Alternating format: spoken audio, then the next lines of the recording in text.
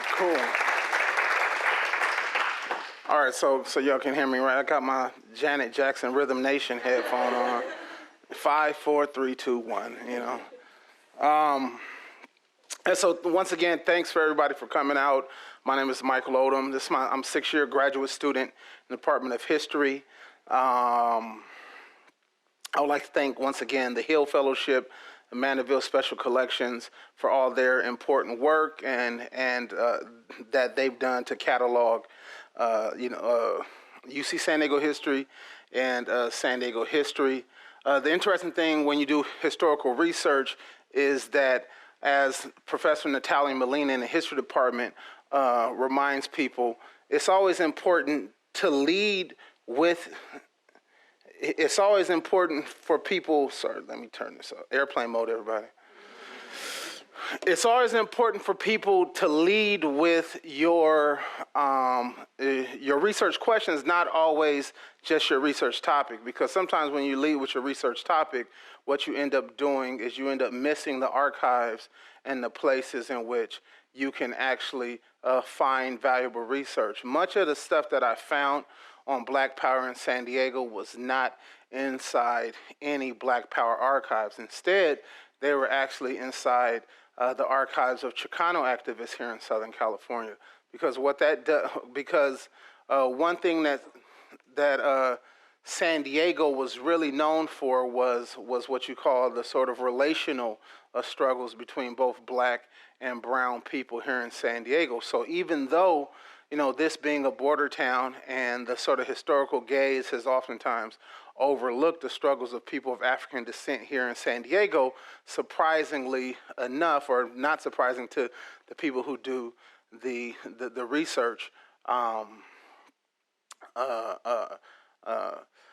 many of those Chicano and Chicana activists, they were also very heavily involved in struggles alongside African Americans, and for that reason, within their own archives and papers that they've donated to the local university, specifically UC San Diego, there is a ton of stuff on Black radical organizations. So go on and check them out, namely the Herman Baca papers, also other papers that I consult here. If you look at the files, it goes through about 1,000 different name changes, but the Thurgood Marshall Provost records, which has in it a whole lot of good stuff. So I'm talking about, this talk here is going to look at the National Involvement Association, also known as the NIA Cultural Association, so cultural organization in San Diego from 1967 to 1978. So NIA, also known as National Involvement Association, also known as the NIA Cultural Organization, was formed in 1970 in San Diego, California. The longest lasting Black Power organization in San Diego, NIA succeeded the San Diego chapter of the US organization, which was founded in early 1967 here in San Diego. Those who have studied the history of the Black Power movement are familiar with the shooting between the Black Panther Party and the US organization at UCLA on January 7th, 1969, which resulted in the deaths of John Huggins and Alprentice Bunchy Carter, heads of the Los Angeles chapter of the Black Panther Party. Clearly, there's many theories that still exist about this event here. Nonetheless, what we do know about this event is that it was instigated either directly or indirectly by local, state, and federal police agencies, also known as the counterintelligence programs. But it also did, to be completely intellectually honest, result from really a year-long worth of clashes between the two premier Black Power organizations in California at that time, the US organization, which was originally out of Los Angeles, and the Black Panther Party, which was originally out of Oakland, but in 1968 made their first push outside of the Bay Area into Los Angeles, where some friction began to mature between both organizations. The reason why I like to start I'm starting my talk here is because this is oftentimes where studies of Black power in Los Angeles or California ends, right? It ends with the crisis between both the Black Panthers and the US organization and the fratricidal violence that took place during that year. As a result of that crisis, even 2 people wound up dead here in San Diego. So this was a very tumultuous time for all members, both in the Black Panther Party and the US organization, like I said, which was founded in Los Angeles, California in 1965 by a guy named Ron Karenga and 6 other individuals who immediately after the Watts Rebellion decided understood the need for a new Black Power organization. So it was a very tumultuous time. As Vernon Sakuma, one of the people I talk about a lot in my research, remembered, the crisis of 1969 diverted all organizational resources to primarily self-defense measures. And the cultural, educational, and political programming was brought to a screeching halt. What is more, the hysteria and paranoia amongst many principal members formed wedges in the leadership of the Black Panther, of the US organization, and if you do a lot of reading and oral histories on the Black Panther Party, essentially the exact same narrative is being had amongst Black Panthers and other nationalists and Black Power organizations at this time. Hey, you know, once this fratricidal sort of sectarian violence began to break out, much of the organizing began to stop.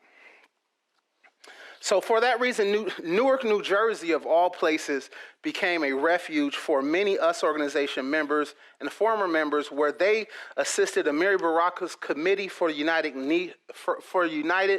Newark, also known as CFUN, in its campaign to get Ken Gibson elected to be the first mayor of Newark, first Black mayor of New York, and as well in the organization for the 1970 Black Power Conference, also known as the Congress of African People, held in Atlanta, Georgia that year. Really the largest of the modern Black Power conferences. As the leadership of San Diego's US organization formed in closer alignment with Baraka's Qaeda formation, NIA was created. Now, Qaeda is the political and ideological philosophy of the US organization. Without knowing it, most people here have either directly or indirectly observed many of the principles of Qaeda, namely the now very popular holiday Kwanzaa, which was probably one of the long-lasting impacts of the US organization. The US organization had this different ideology, right? The US organization is kind of weird because in my studies, I go back and I look at a lot of Black radical organizations, not just from the 1960s. There's a deep irony in which sort of, say, the US organization ideologically and politically would draw their lineage from, say, a group like Marcus Garvey's Universal Negro Improvement Association. But their organizational structure was actually a lot more like the rival of the Universal Negro Improvement Association, a smaller group called the African Blood Brotherhood, whereas the Panthers sort of like the things flipped. By the 1960s, the Panthers, which is a group is like the ABB, a lot more, say, interested in, say, revolutionary ideas, embracing Marxist and socialist ideas and things like that. They were the mass movement versus the US organization. US organization had this ideology that they called programmatic influence, in which they believed that you didn't need a large organization to impact the minds of Black people, or what they said back then, to win the minds of Black people. But instead, what you need is sort of good programming, and also to place your leaders at the head of other organizations, which at the end of the day sort of also brought their organization into contrast with, like I said, the Black Panthers Party. So the formation of NIA sustained San Diego's unique Black Power project. focusing on the promotion of African-centered education, cultural work, and African liberation and equal employment opportunities. NIA continued to build on a decade of activism, began by San Diego's Congress of Racial Equality chapter and a chapter of an organization called the Afro-American Association. In the nation's largest border town, the relational and polycultural practices of NIA understood the interdependence of the liberation of black and brown people. For far too often, San Diego's US organization has been understood simply as the progeny of the Los Angeles-based Kawaida formation, the US organization. In fact, the Black Power movement in San Diego began with two important organizations, the Afro-American Association and the Black Conference. Influenced by the teachings of Malcolm X and African independence struggles, the Afro-American Association was formed in 1961 at UC Berkeley's Boat Hall Law School, but soon moved off campus throughout the San Francisco Bay Area and then to San Diego, where one of the founders of the Afro-American Association was from, a guy named Bob Ward. Never a large organization, the Afro-American Association had an immense impact on the consciousness raising in San Diego. With their support for the campaign against employment discrimination that the core chapter led, as well as their fierce promotion of black history in public schools, public parks, and throughout the community. If you look at this image right here, the guy in the middle is a long-standing political activist here, black nationalist in San Diego by the name of Joshua Von Woolfolk, and he was the head of San Diego's Afro-American Association. Afro-American Association, like I said, it's one of the least studied black power groups because it's sort of like, it's not really in the time frame of what we consider black power, but it's extremely important to California because it's what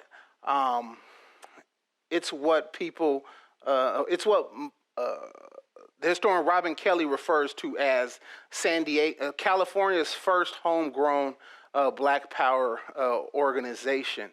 What they really did was sort of like secularize the message of the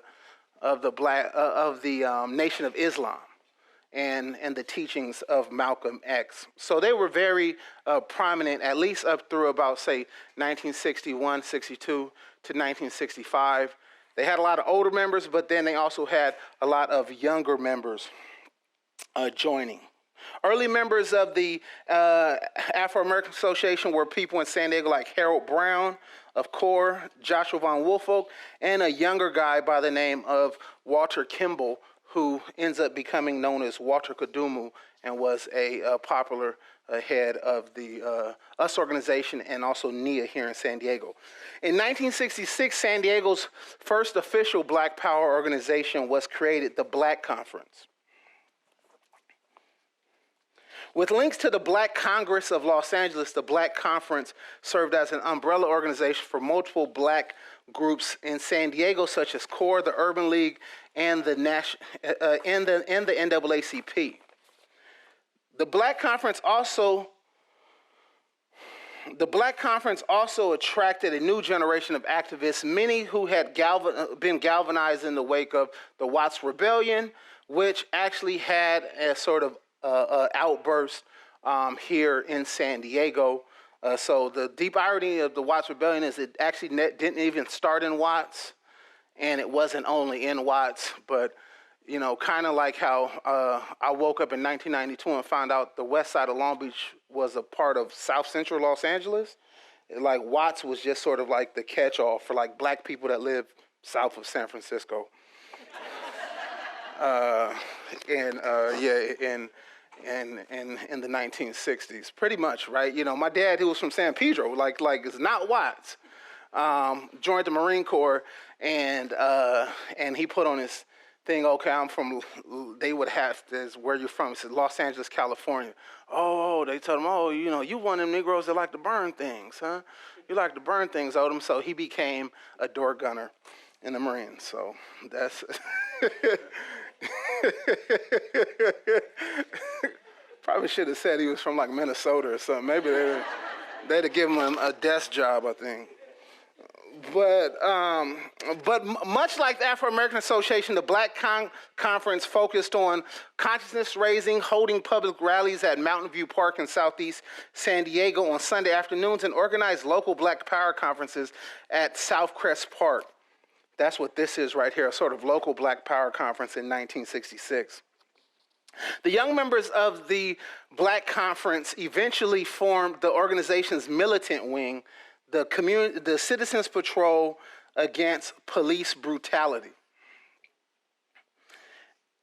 It was in 1967 that these young men joined forces with the US organization, as they had become very impressed by the intelligence of Karanga and the impressive discipline of its members, whom the US organization referred to as advocates. Advocates was supposed to be a deeper sort of level of understanding and activism than simple membership at that time.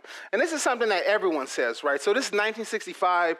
Karanga and the US organization, like I said, is really the most notable Black radical group to emerge out of Watts at that time. It's a full year before the Black Panther Party and 3 years before the Black Panther Party really branches out of the Bay Area. So Karanga was, I think someone says they were watching the Johnny Carson show, and Sammy Davis Jr. had hosted the Johnny Carson show.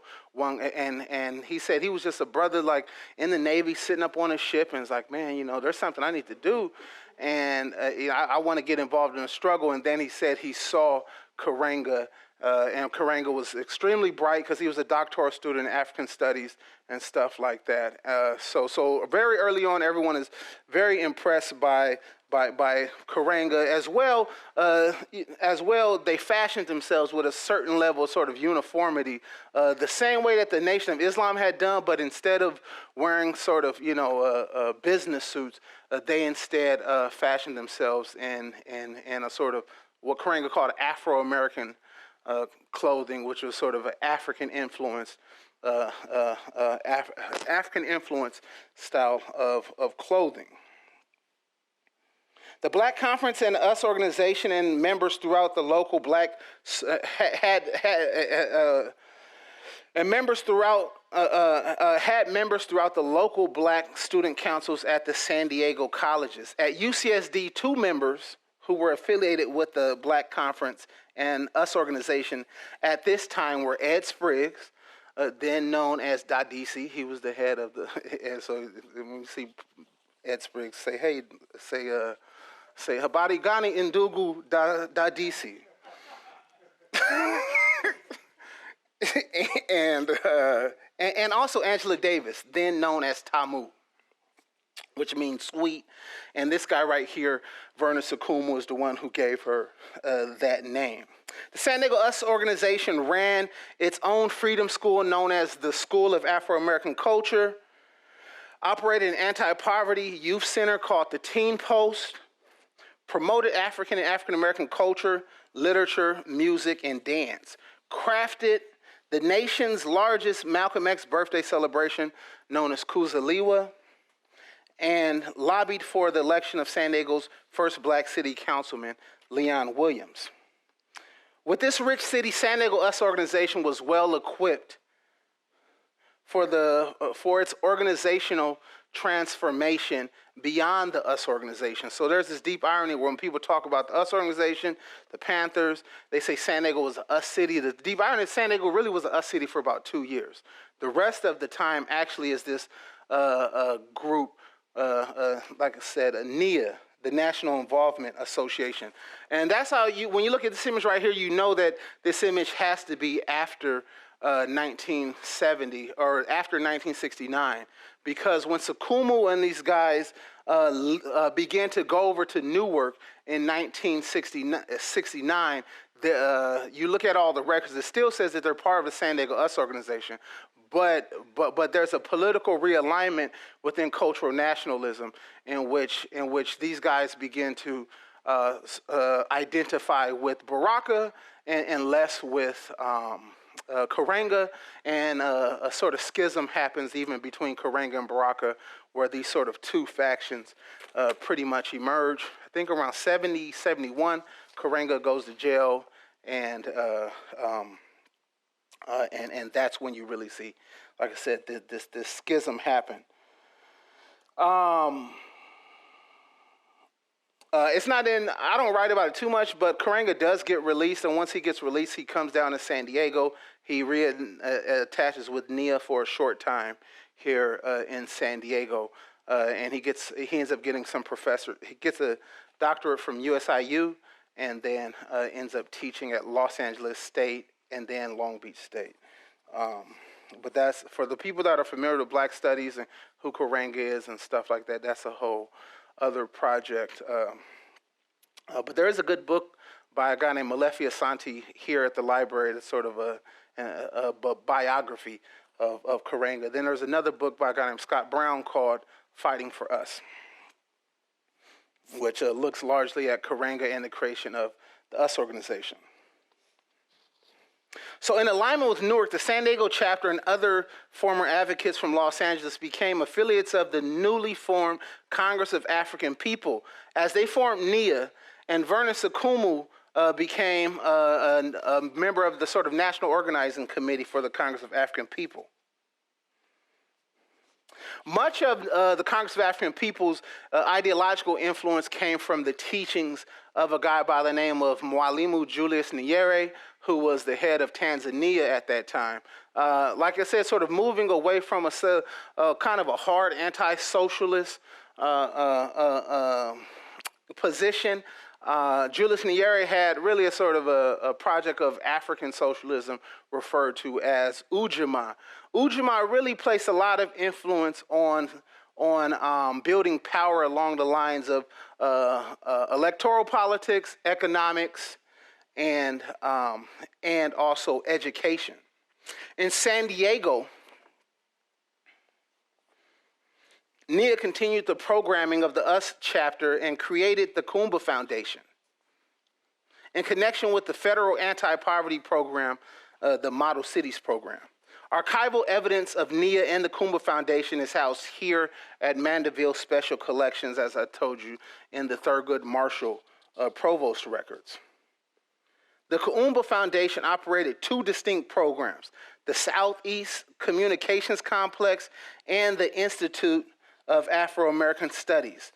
As I said, in accordance with their belief in programmatic influence, the belief that small organizations can affect change by forming united fronts and taking leadership of critical institutional roles, it's in this way that this sort of anti-poverty programming became very important.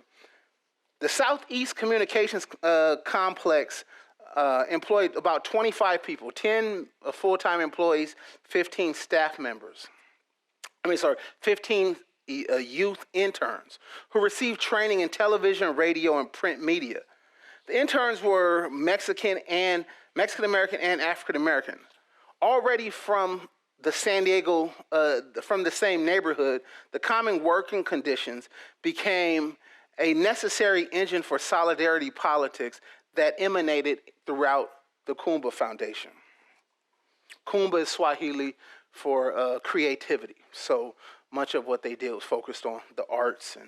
But you know, it's very interesting, because if I divert a little bit, because nowadays there's a real sort of like crude version of cultural nationalism, which has really been divorced from sort of the material, political, economic circumstances of African Americans, right? So, and it was always kind of there in the 1970s and 60s, but these are the people who, like, you know, they might be a doctor or something, so they can travel the world and buy $25,000 African mask, right?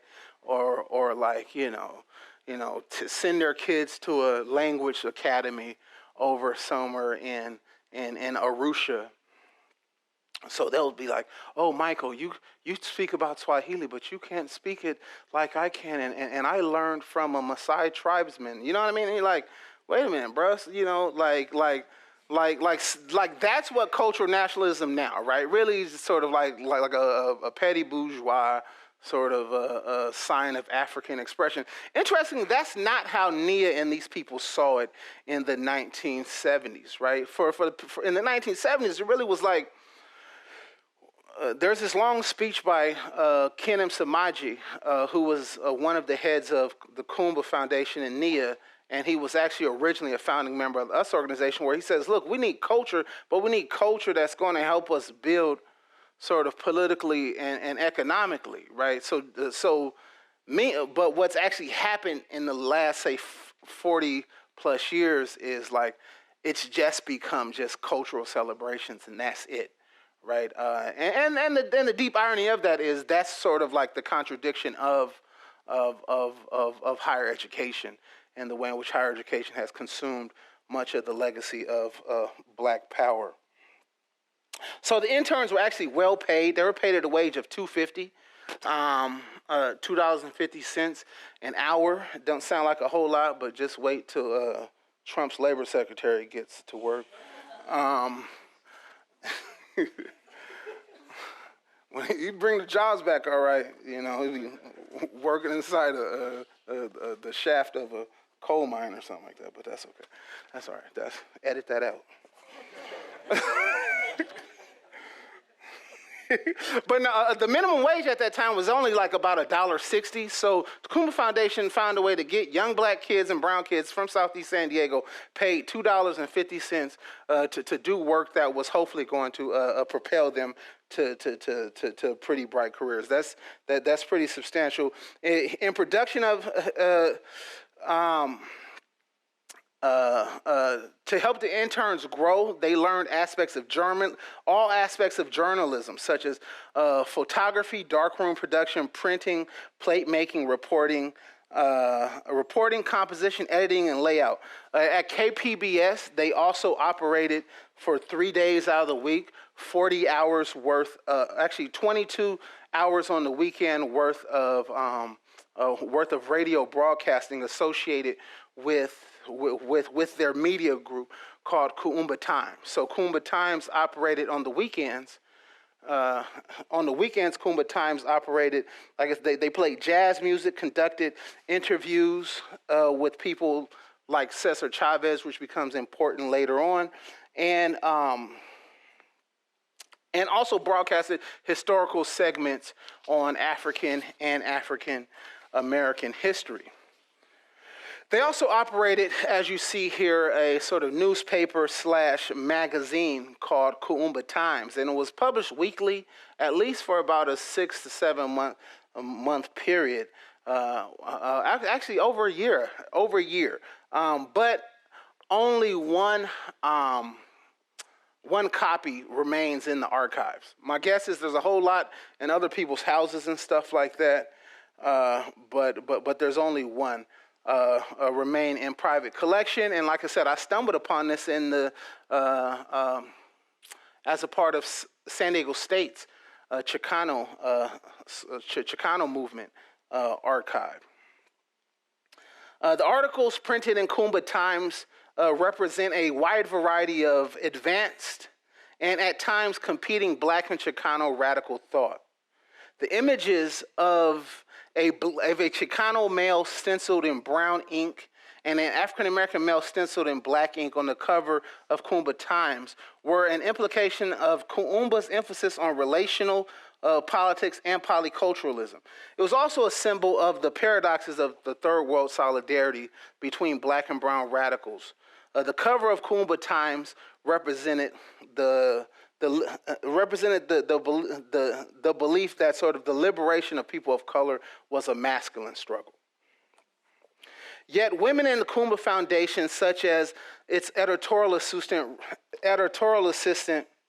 Roxanne Clark, challenged the hegemonic notions of gender that permeated American society in the early 1970s.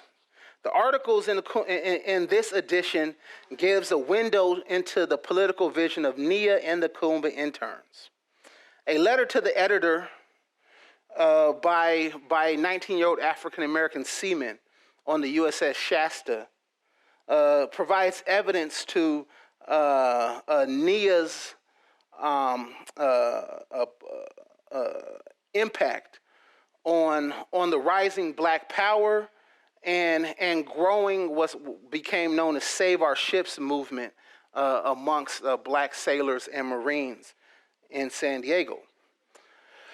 There was also an article on a Ku Klux Klan cross burning that happened in 1972, January 1972, on the lawn of a black person's house in Logan Heights, which is not too far from the naval station, signaling a shared issue between black and brown San Diegans.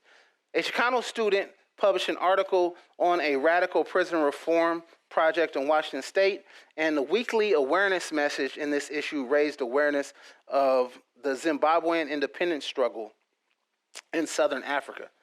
The entries of Kumba Times also reflected the limited view of the male participants, as, for example, there was a poem penned by a man called The Black Woman, which praised the beauty of the African woman, but left the African woman politically stagnant.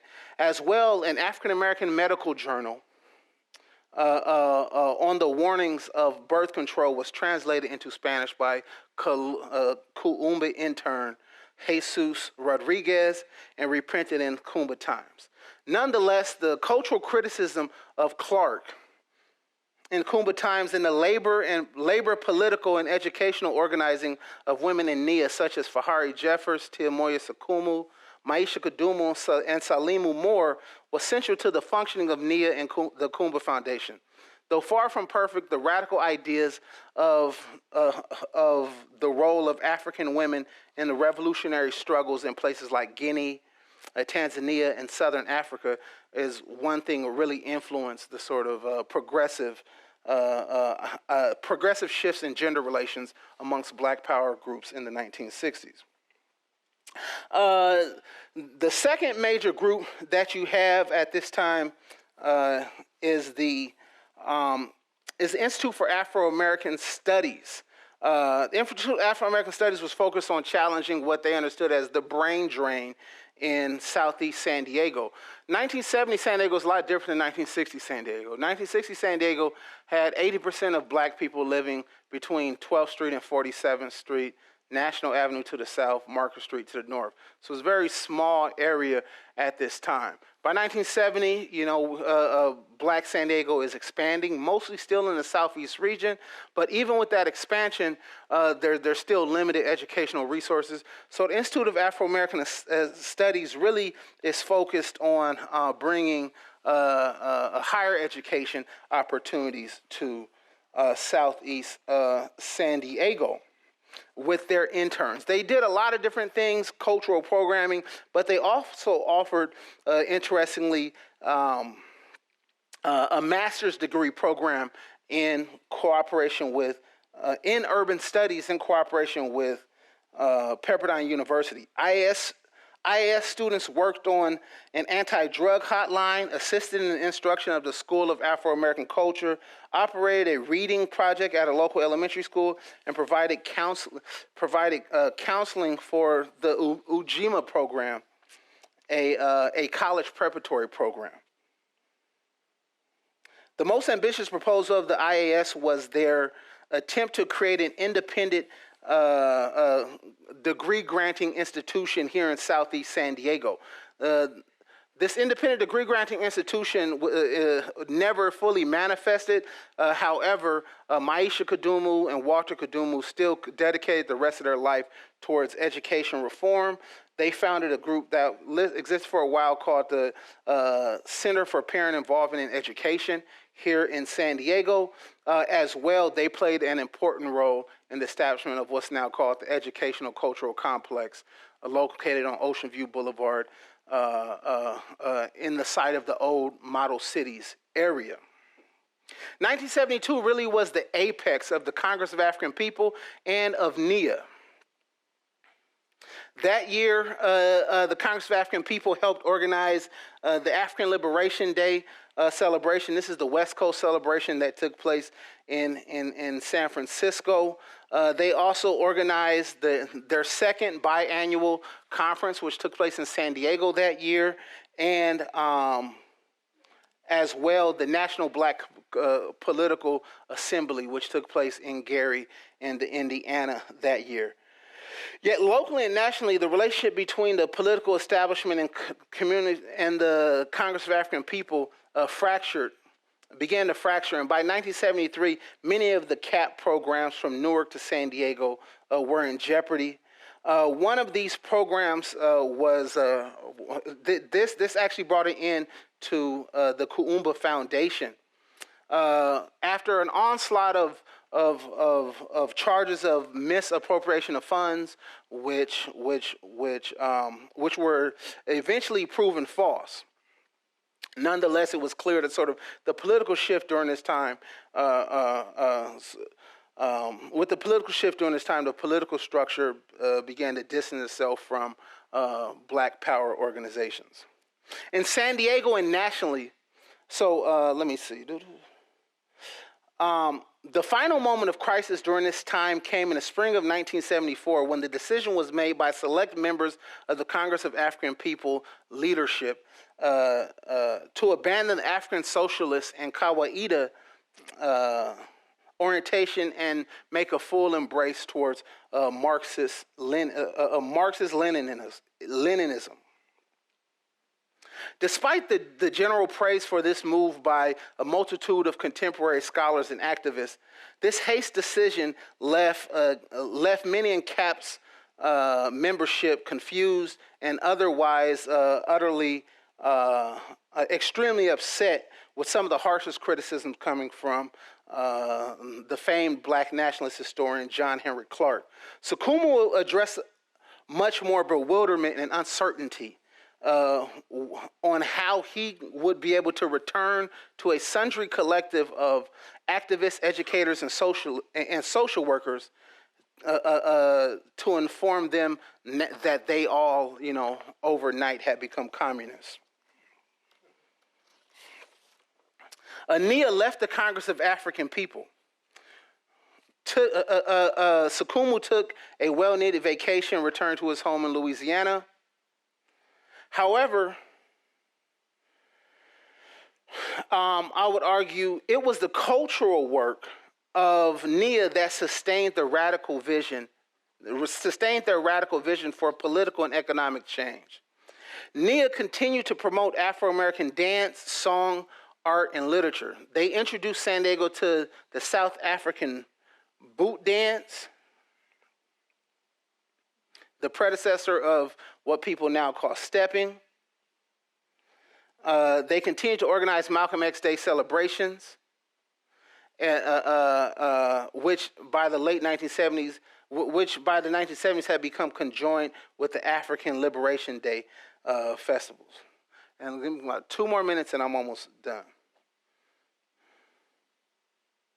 What is more, NIA, under the leadership of Kenem Samaje and Sukumu, now the head of the San Diego Black Federation, and records of the Black Federation is also inside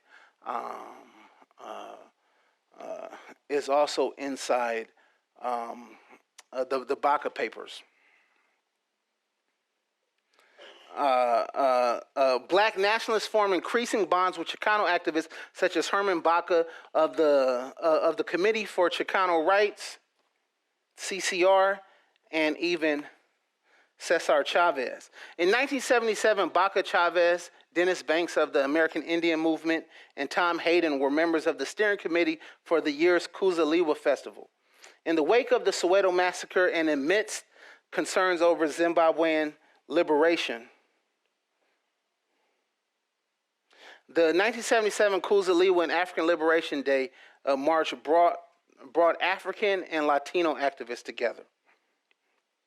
Mexican-descended men and women walked the streets of San Diego carrying UFW flags and holding signs that called for African liberation in Spanish. Black and Latino leaders were engaged in an effort to get San Diego to divest from South Africa, and also the Rhodesian premier Ian Smith visited San Diego and received a warm welcome by Tom Metzger and other local white supremacists, a move that the CCR, NIA, and the Black Federation confronted. The following year, the steering committee reconvened. This time, the focus of the march was on workers' rights. Far from a local retreat from internationalism, this represented what I call solidarity plus, as international struggles heightened local demands for liberation on all fronts. In 1978, NIA began its final transformation from a Black cultural nationalist formation to the United Domestic Workers of America. That's Kenneth Samaje and that's Cesar Chavez. That's Kenneth Samaje for Hattie Jeffers, Cesar Chavez, and I forget the other sister's name. But nonetheless, NIA by 1978 began its transition to what's now to the United Domestic Workers of America, a labor union still in existence in San Diego. What is more, San Diego became the first major city at this time to divest from South Africa. Between 1970 and 1978, NIA became the conduit that linked the labor struggles and anti-apartheid struggles of the 1980s to the activism of the 1960s, lending credence to the notion of a long Black power movement. So that's it.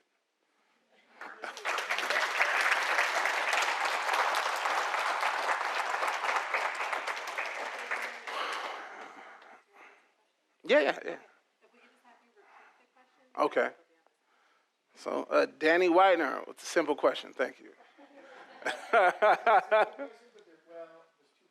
Okay. Thank you for talking about that. I have, I guess, two quick questions. First is, in a lot of these places, a lot of the cities, Black power advocates were able to secure local as well as federal funding. Yes. I'm curious, given what we know about the conservative nature of San Diego City, especially in the 50s, 60s, early 70s, what kind of relationship with the city government did different organizations? It's actually complex, right? Because the Model Cities program was a lot different than the community action programs of the 1960s. Community action programs came in the way of block grants being administered directly to what's called community action agencies. So the other story of the Black Panther Party and the US organization is that sort of their Feed the Children programs also were funded through these block grants, right?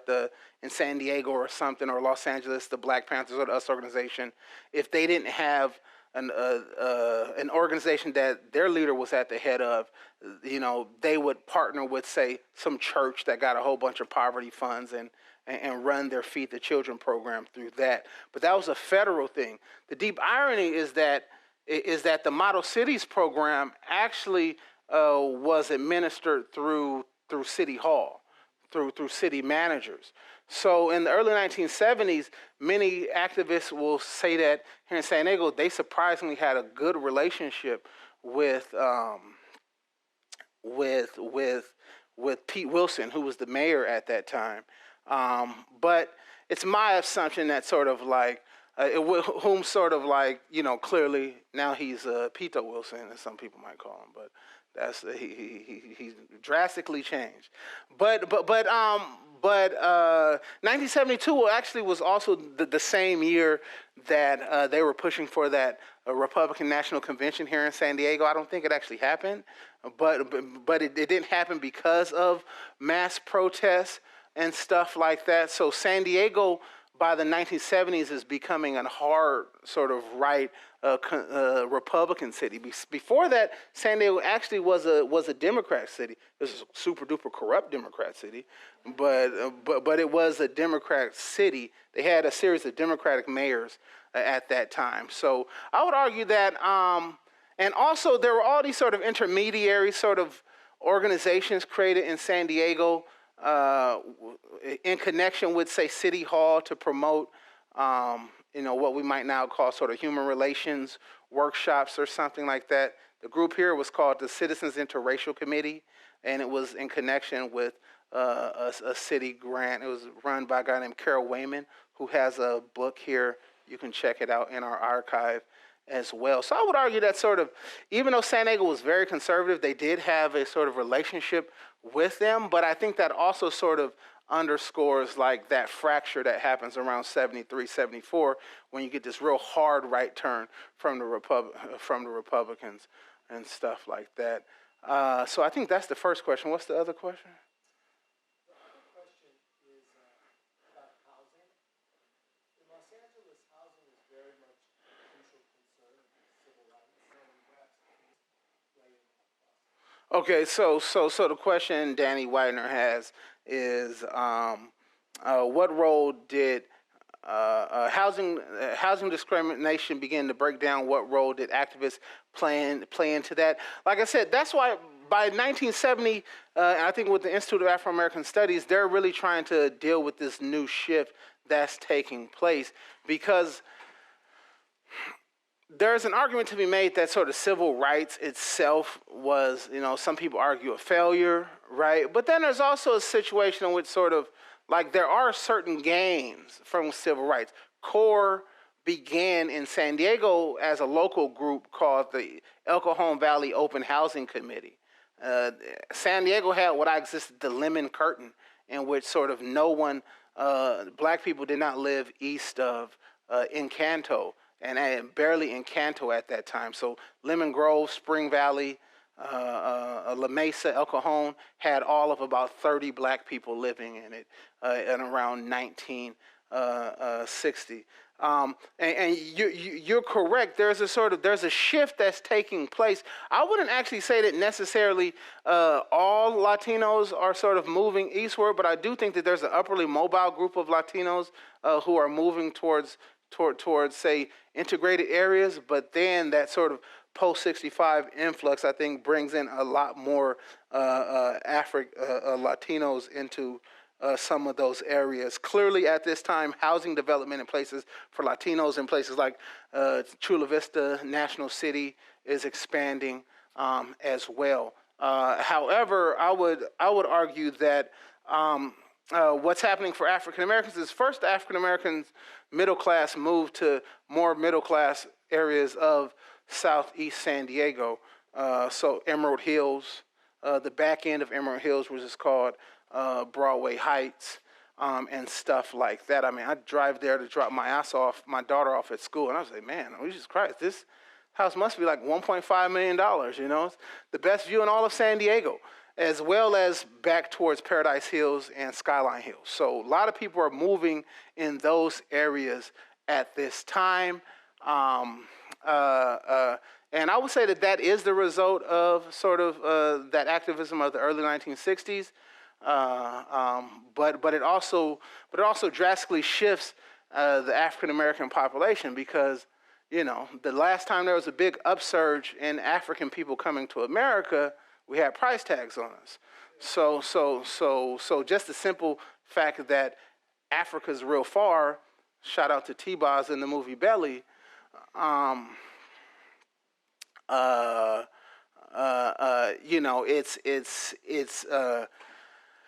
only other option is natural production, right? And I think also the last thing that also begins to take place in 1970s and 80s is people begin to move. It's less in San Diego, because San Diego is more condensed. Black people begin to move to Spring Valley, eventually La Mesa, Lemon Grove, and now even El Cajon. In the LA area, people moving all the way out to Moreno Valley. I remember Palmdale. I remember when I had cousins move out there, I was like, I'd go out there and I'd be like, so are we near Las Vegas? Are we near San Francisco? I'm 8. All I know is my mama on a Friday decided it was a good idea to drive from Los Angeles, from Long Beach, all the way out to Rancho Cucamonga. We stuck in the car for 3-4 hours. I'm considering this, I have to be like 500 miles away from home. I was only 40 miles away from home in LA traffic. So that sort of is causing a certain fracture in the community where sort of what people call it the ghetto goes from being a primarily, say, black space to a primarily working class space, in which sort of now more and more working class black people are living near working class people of other ethnicities, which really changes the opportunity for political mobilization in the way that it had in the 1960s and 70s. You couldn't just, yeah. So I don't know. Is that? Hopefully, I know that was real long. I got the wrap it up B signal coming from the back. So. I know you only have like 3 minutes left. No, I got a little bit more time if everybody's okay with that. But the library's like, no, you got 3 minutes. Briefly speak about your research process, since it didn't seem like a lot of the things you found were just like, hey, here's this giant, black archive. You had to really dig into lots of different places. So please, you could kind of talk about your process of discovery while you were engaging in your research. So first off, a lot of secondary reading. So there's a lot of good books published on this topic that'll say, it'll have one line here, one line there. Mention Kumba Foundation, Vernon Sukumu, Kenan Samaje.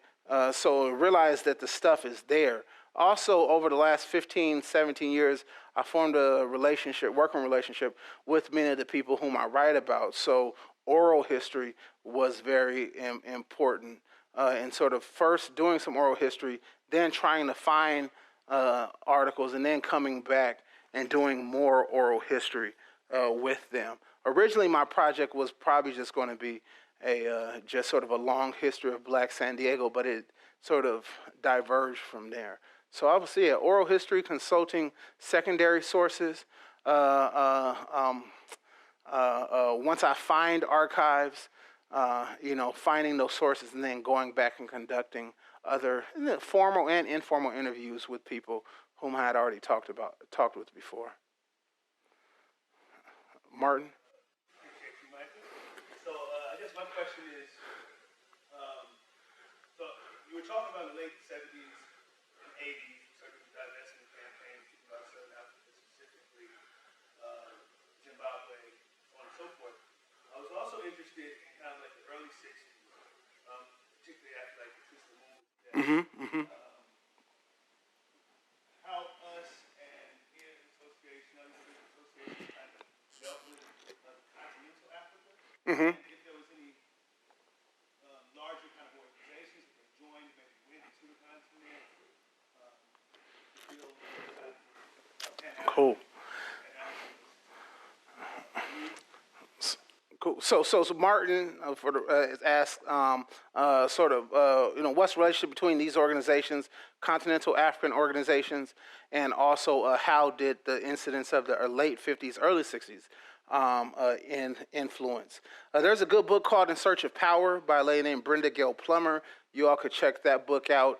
It looks at Black power in the United States in the age of decolonization. And that's really the overall look of my study, is the role of African independence struggles on the local movements here in Southern California. And like you said, the death of Patrice Lumumba really galvanizes those people. The Afro-American Association is one of the groups really formed following the death of Patrice Lumumba, and they're also actively engaged in trying to bring Malcolm X to Berkeley. So that's important. Much of the knowledge of the African world at this time is being consumed, through international media, but as well through the Nation of Islam's paper, which is called Mr. Muhammad Speaks at that time. That's one way through which they're consuming a lot of this stuff.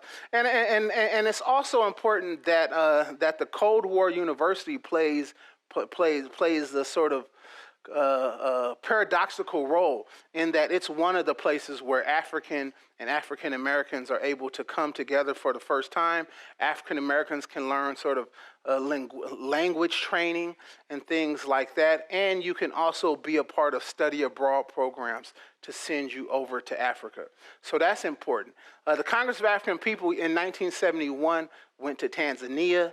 Sukumu and three other people from San Diego were part of the delegation that went to Tanzania, met directly with people in Tanzania, which was called the TANU, Tanzania African National Union, as well as other people, other revolutionaries that were part of what's called the Organization of African Unity.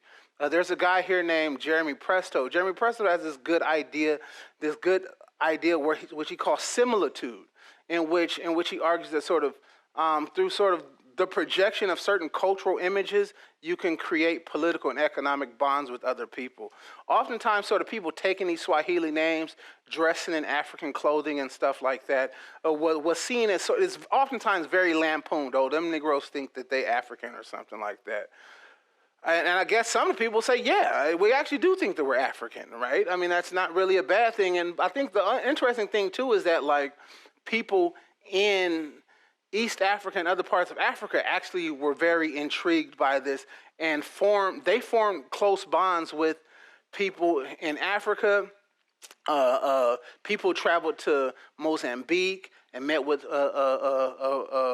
Frelimo, and they traveled to other parts of West Africa and Southern Africa.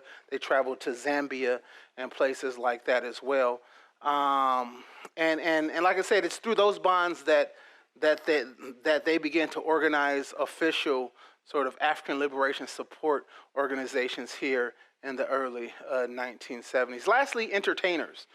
Because of the influence on culture, they all, as you know, Martin, formed very close bonds with people like Miriam Makeba, Cyphus, Simonea, Leti Mbulu, and stuff like that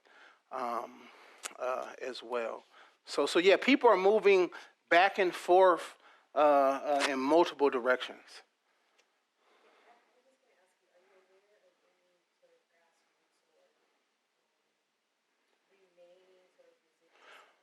Well, one has come back. So every Friday from 6:30 to 8 o'clock, I help run political education sessions for a group called Pillars of the Community, 6431 Imperial Avenue.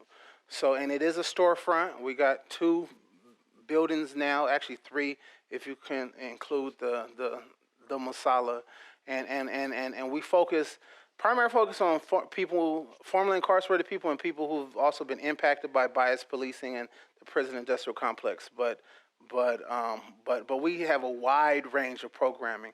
My beautiful wife in the back, Michelle, she's actually helping to run a project called the Ubuntu Project, which is a project which is focused on giving direct counseling and counseling skills to formerly incarcerated people, and it's through Pillars as well. So there is a sort of, I think you raised a very important question, sort of what sort of like how can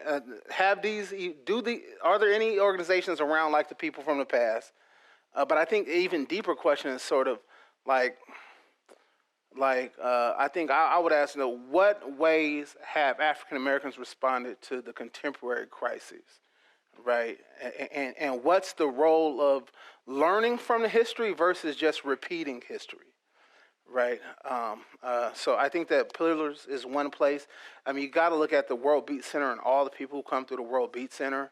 I mean, that's central to everything in San Diego as well. Next to us at Pillars, there's the Capoeira organization, the only black, essentially African American maestro. Teaching capoeira in San Diego. It's a black capoeira school. He's been trained in Brazil and stuff like that. And a lot of leaders come out of that. Then there's also a African Center school called Beta Salam Academy. So like it's not clearly at the same level, as the past, but I do think people are trying to learn from the past. I do think that the correct historical analog, though, is not the late 1960s that a lot of people think. I would think the correct historical analog is probably somewhere between the late 1940s and the early 1950s, another period in which there was sort of international consciousness taking place, but it wasn't as widespread mass mobilization as we saw in the 1960s. So even though people get dressed up in all black and they throw their fists in the air and stuff like that, I would argue that sort of this period right now looks more like, say, the period in which a group, say, like the Civil Rights Congress existed in the 1940s. Cool. All right, so cool, thank you.